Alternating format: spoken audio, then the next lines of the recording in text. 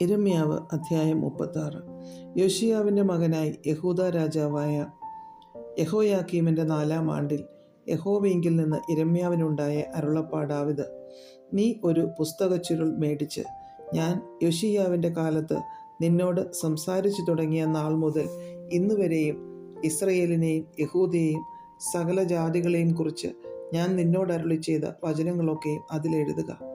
പക്ഷേ യഹൂദാഗൃഹം ഞാൻ അവർക്ക് വരുത്തുവാൻ വിചാരിക്കുന്ന സകല അനർത്ഥത്തെയും കുറിച്ച് കേട്ടിട്ട് ഓരോരുത്തൻ താൻ്റെ ദുർമാർഗം വിട്ടുതിരുവാനും ഞാൻ അവരുടെ അകൃത്യവും പാപവും ക്ഷമിപ്പാനും ഇടവരും.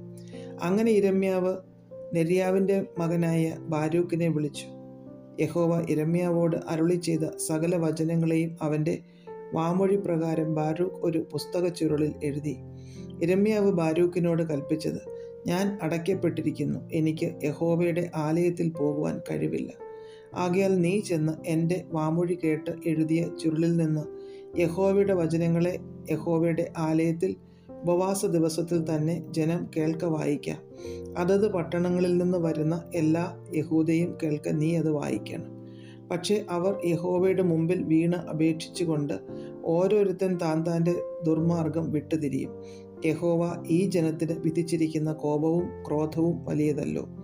യിരെമ്യാ പ്രവാചകൻ തന്നോട് കൽപ്പിച്ചതുപോലെയൊക്കെയും നെര്യാവിൻ്റെ മകനായ ബാരൂക്ക് ചെയ്തു.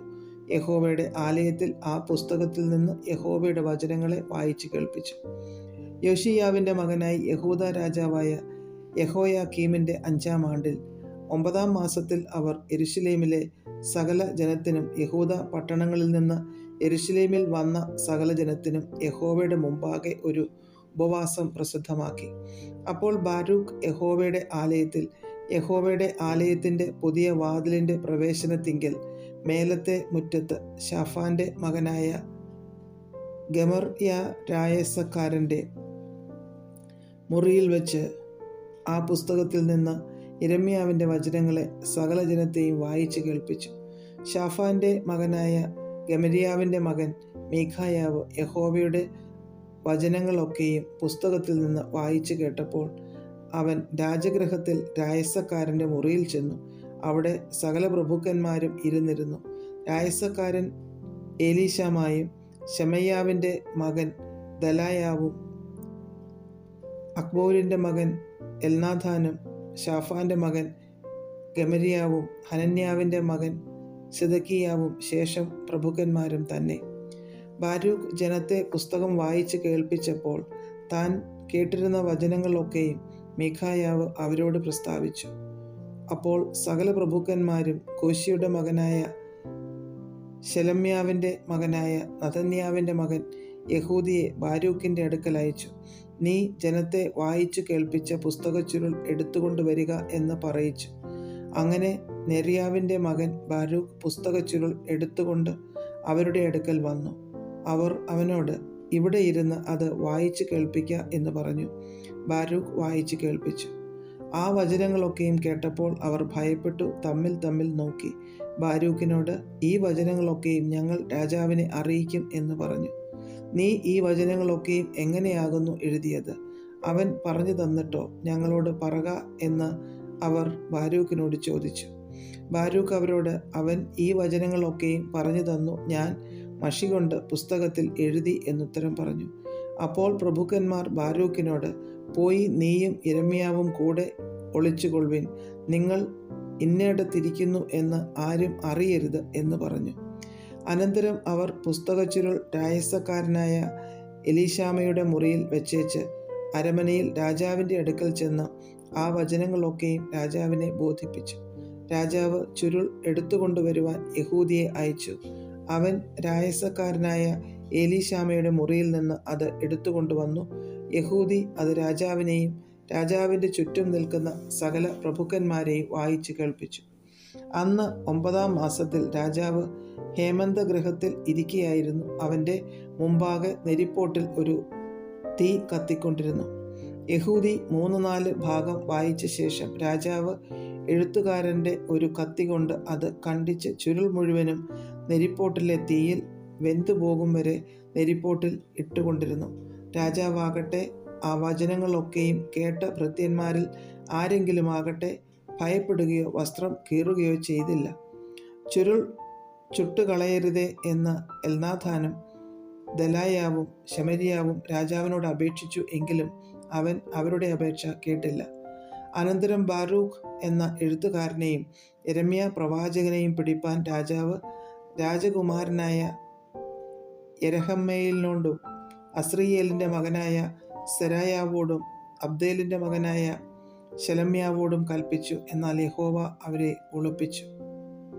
ചുരുളും ബാരൂഖ് യിരെമ്യാവിൻ്റെ വാമൊഴി പ്രകാരം എഴുതിയിരുന്ന വചനങ്ങളും രാജാവ് ചുട്ടുകളഞ്ഞ ശേഷം യഹോവയുടെ അരുളപ്പാട് യിരെമ്യാവിനുണ്ടായതെന്തെന്നാൽ, നീ മറ്റൊരു ചുരുൾ മേടിച്ച് യഹൂദാ രാജാവായ യെഹോയാക്കീം ചുട്ടുകളഞ്ഞ മുമ്പിലത്തെ ചുരുളിൽ ഉണ്ടായിരുന്ന വചനങ്ങളൊക്കെയും അതിലെഴുതുക.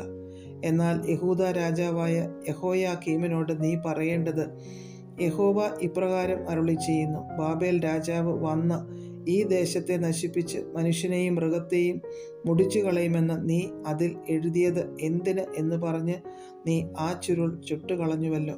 അതുകൊണ്ട് യഹൂദാ രാജാവായ യെഹോയാക്കീമിനെ കുറിച്ച് യഹോവ ഇപ്രകാരം അരുളി ചെയ്യുന്നു, അവന് ദാവീദിൻ്റെ സിംഹാസനത്തിൽ ഇരിപ്പാൻ ഒരുത്തനും ഉണ്ടാകുകയില്ല. അവൻ്റെ ശവം പകൽ വെയിലും രാത്രിയിൽ മഞ്ഞ് ഏൽപ്പാൻ എറിഞ്ഞുകളയും. ഞാൻ അവനെയും അവൻ്റെ സന്തതിയെയും ഭൃത്യന്മാരെയും അവരുടെ അകൃത്യം നിമിത്തം സന്ദർശിക്കും. അവർക്കും യെരൂശലേം നിവാസികൾക്കും യഹൂദാ പുരുഷന്മാർക്കും വരുത്തുമെന്ന് ഞാൻ വിധിച്ചതും അവർ ശ്രദ്ധിക്കാത്തതുമായ അനർത്ഥമൊക്കെയും ഞാൻ അവർക്ക് വരുത്തും. അങ്ങനെ യിരെമ്യാവ് മറ്റൊരു ചുരുൾ എടുത്ത് നെര്യാവിൻ്റെ മകൻ ബാരൂഖ് എന്ന എഴുത്തുകാരൻ്റെ കയ്യിൽ കൊടുത്തു. അവൻ യഹൂദാ രാജാവായ യെഹോയാക്കീം തീയിൽ ഇട്ട് ചുട്ടുകളഞ്ഞ പുസ്തകത്തിലെ വചനങ്ങളൊക്കെയും യിരെമ്യാവിൻ്റെ വാമൊഴി പ്രകാരം അതിലെഴുതി. അതുപോലെയുള്ള ഏറിയ വചനങ്ങളും ചേർത്തെഴുതുവാൻ സംഗതി വന്നു. അധ്യായം 37. യെഹോയാക്കീമിൻ്റെ മകനായ കൊന്യാവിന് പകരം യോശിയാവിൻ്റെ മകനായ സിദക്കിയാവ് രാജാവായി. അവനെ ബാബേൽ രാജാവായ നെബൂഖദ്നേസർ യഹൂദാ ദേശത്ത് രാജാവാക്കിയിരുന്നു. എന്നാൽ അവനാകട്ടെ അവൻ്റെ ഭൃത്യന്മാരാകട്ടെ ദേശത്തിലെ ജനമാകട്ടെ യിരെമ്യാ പ്രവാചകൻ മുഖാന്തരം യഹോവ അരുളി ചെയ്ത വചനങ്ങളെ കേട്ടനുസരിച്ചില്ല. സിദക്കിയാ രാജാവ് ശെലെമ്യാവിൻ്റെ മകനായ യെഹൂഖലിനെയും മയസേയാവിൻ്റെ മകനായ സെഫന്യാ പുരോഹിതനെയും യിരെമ്യാ പ്രവാചകൻ്റെ അടുക്കൽ അയച്ചു. നീ നമ്മുടെ ദൈവമായ യഹോവയോട് ഞങ്ങൾക്ക് വേണ്ടി പക്ഷവാദം കഴിക്കണമെന്ന് പറയിച്ചു. യിരെമ്യാവിനോ ജനത്തിൻ്റെ ഇടയിൽ വരത്തുപോക്കുണ്ടായിരുന്നു, അവനെ തടവിലാക്കിയിരുന്നില്ല. ഫറവോൻ്റെ സൈന്യം മിസ്രയീമിൽ നിന്ന് പുറപ്പെട്ടു എന്ന വർത്തമാനം യെരൂശലേമിനെ നിരോധിച്ചു പാർത്ത കൽദയർ കേട്ടപ്പോൾ അവർ യെരൂശലേമിനെ വിട്ടുപോയി.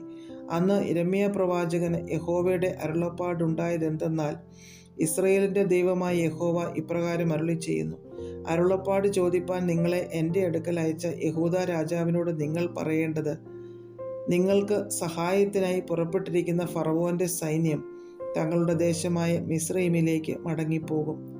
കൽദയരോ മടങ്ങിവന്ന് ഈ നഗരത്തോട് യുദ്ധം ചെയ്ത് അതിനെ പിടിച്ച് തീ വെച്ച് ചുട്ടുകളയും. യഹോവ ഇപ്രകാരം അരുളി ചെയ്യുന്നു, കൽദയർ നിശ്ചയമായിട്ട് നമ്മെ വിട്ടുപോകും എന്ന് പറഞ്ഞു നിങ്ങളെ തന്നെ വഞ്ചിക്കരുത്. അവർ വിട്ടുപോകയില്ല. നിങ്ങളോട് യുദ്ധം ചെയ്യുന്ന കൽദയരുടെ സർവ്വ സൈന്യത്തെയും നിങ്ങൾ തോൽപ്പിച്ചിട്ട് മുറിവേറ്റ ചിലർ മാത്രം ശേഷിച്ചിരുന്നാലും അവർ ഓരോരുത്തൻ താൻ താൻ്റെ കൂടാരത്തിൽ നിന്ന് എഴുന്നേറ്റ് വന്ന് ഈ നഗരത്തെ തീ വെച്ച് ചുട്ടുകളയും. ഫറവോൻ്റെ സൈന്യം നിമിത്തം കൽദയരുടെ സൈന്യം യെരൂശലേമിനെ വിട്ടുപോയപ്പോൾ യിരെമ്യാവ് ബെന്യാമീൻ ദേശത്ത് ചെന്ന് സ്വജനത്തിൻ്റെ ഇടയിൽ തൻ്റെ ഓഹരി വാങ്ങുവാൻ യെരൂശലേമിൽ നിന്ന് പുറപ്പെട്ടു.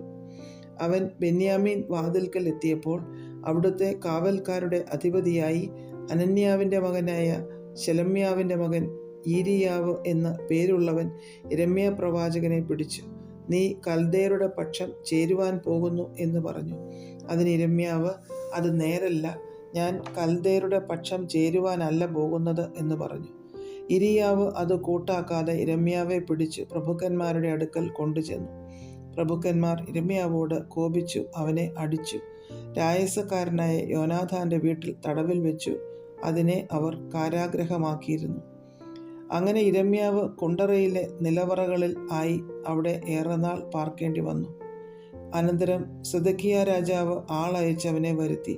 യഹോവയെങ്കിൽ നിന്ന് വല്ല അരുളപ്പാടും ഉണ്ടോ എന്ന് രാജാവ് അരമനയിൽ വെച്ച് അവനോട് രഹസ്യമായി ചോദിച്ചു. അതിന് യിരെമ്യാവ്, ഉണ്ട്, നീ ബാബേൽ രാജാവിൻ്റെ കയ്യിൽ ഏൽപ്പിക്കപ്പെടും എന്ന് പറഞ്ഞു. പിന്നെ യിരെമ്യാവ് സിദെക്കീയാ രാജാവിനോട് പറഞ്ഞത്, നിങ്ങൾ എന്നെ കാരാഗൃഹത്തിലാക്കുവാൻ തക്കവണ്ണം ഞാൻ നിന്നോടോ നിന്റെ രാജഭൃത്യന്മാരോടോ ഈ ജനത്തോടോ എന്തു കുറ്റം ചെയ്തു?